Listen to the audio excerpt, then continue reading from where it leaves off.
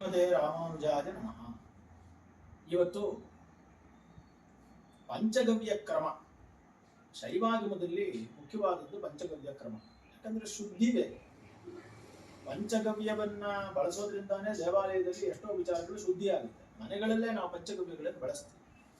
ಹಾಗಾಗಿ ಶಿವನ ದೇವಾಲಯದಲ್ಲಿ ಆಗಮೋಕ್ತ ಪೂಜೆಗಳನ್ನು ಮಾಡುವಾಗ ಪಂಚಗವ್ಯವನ್ನು ಹೇಗೆ ಮಾಡಬೇಕು ಅನ್ನೋದು ಪ್ರತಿಯೊಬ್ಬ ಶೈವಾಚಾರ್ಯರು ತಿಳ್ಕೊಂಡಿರ್ಬೇಕು, ದೀಕ್ಷಿತರು ತಿಳ್ಕೋಬೇಕು. ನೀವೆಲ್ಲ ಶಿವದೀಕ್ಷಿತರು, ಆದ್ರಿಂದ ತಿಳ್ಕೋಬೇಕು. ಇದನ್ನ ನಾವು ಕಾರಣಾಗಮದಿಂದ ತಗೊಳ್ತಾ ಇದ್ದೀವಿ. ಕಾರಣಾಗಮದಲ್ಲಿ ಇರುವಂತಹ ನಾವು ಇಲ್ಲೆಲ್ಲ ಕಾಮಿಕ ಕಾರಣ ಜಾಸ್ತಿ ಬಳಸ್ತೀವಿ. ಇದು ಕಾರಣಾಗಮದಲ್ಲಿ ಇರುವುದು. ಪಕಾರಂ ಪಾಪನಾಶಂ ಸ್ಯಾತ್. ಪಂಚಗವ್ಯ ಅಂದ್ರೆ ಏನು ಅಂತ ಫಸ್ಟ್ ತಿಳ್ಕೋಬೇಕು. ಅಲ್ಲಿ ಪಂಚಗವ್ಯಂ ಅಂತ ಇದೆ. ಆ ಶಬ್ದಗಳಿಗೆ ಇವರು ಅರ್ಥವನ್ನು ಹೇಳ್ತಾ ಇದ್ದಾರೆ.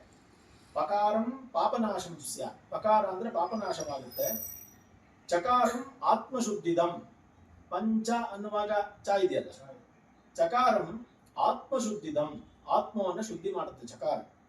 ಗಕಾರಂ ಜನ್ಮನಾಶಂ ಸ್ಯಾತ್. ಪಂಚ ಗವ್ಯ ಆಯ್ತಲ್ಲ, ಗ ಜನ್ಮನ ನಾಶ ಮಾಡುತ್ತೆ.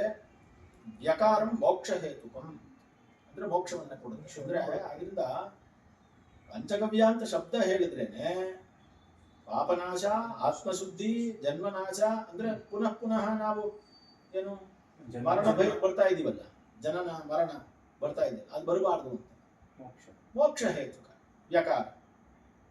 ಪಂಚಗವ್ಯಸ್ಯ ಶಬ್ದಸ್ಯ ಪ್ರೋಕ್ತಂ ನಿರ್ವಚನಾಕ್ಷರಂ. ಹೀಗೆ ಶಾಸ್ತ್ರದಲ್ಲಿ ಹೇಳಿದೆ.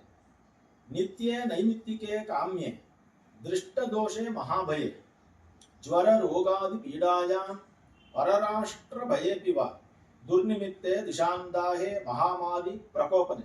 ಯಾವ ಯಾವ ಟೈಮಲ್ಲಿ ಪಂಚಗವ್ಯವನ್ನು ಮಾಡಿ ಪ್ರೋಕ್ಷಣೆ ಮಾಡಬೇಕು ಅನ್ನೋದನ್ನ ಹೇಳ್ತಾ ಇದ್ದಾರೆ. ಅದರಲ್ಲಿ ನಿತ್ಯೋತ್ಸವಗಳು, ನೈಮಿತ್ತಿಕೋತ್ಸವಗಳು, ಕಾಮ್ಯೋತ್ಸವಗಳು, ಆಮೇಲೆ ದೃಷ್ಟ ದೋಷ, ನಮಗೆ ಕಣ್ಣಿಗೆ ಕಾಣೋಂಗೆ ಏನೋ ದೋಷ ಆಗಿದೆ ಅನ್ನುವಾಗ ಬಿಡಬಾರ್ದು.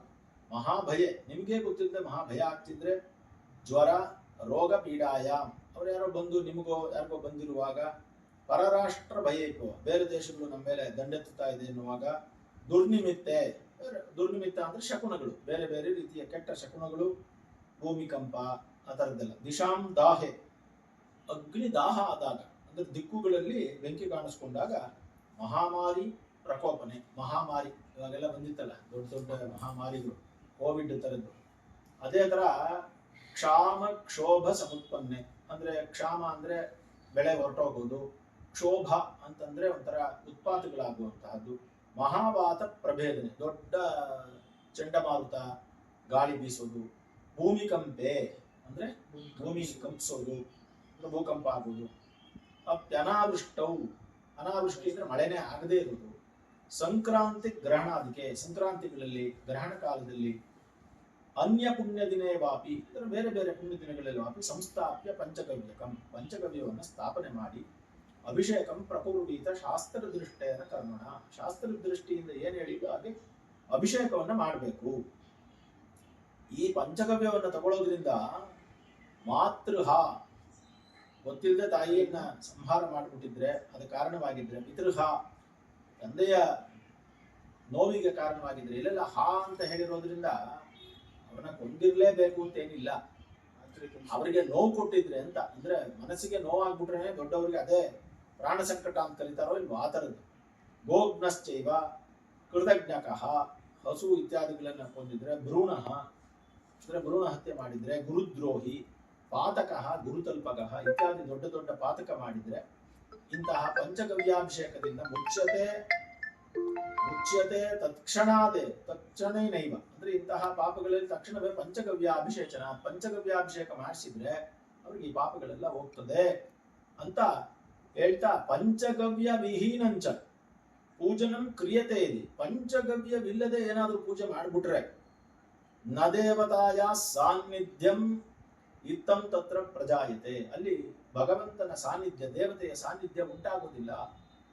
ಏವಂ ಕ್ರಮೇಣ ವಿಧಿವತ್ ಪಂಚಗವ್ಯ ಪುರಸ್ಸರಂ, ಆದ್ರಿಂದ ಪಂಚಗವ್ಯವನ್ನ ಕ್ರಮದಲ್ಲಿ ಮಾಡಲೇಬೇಕು.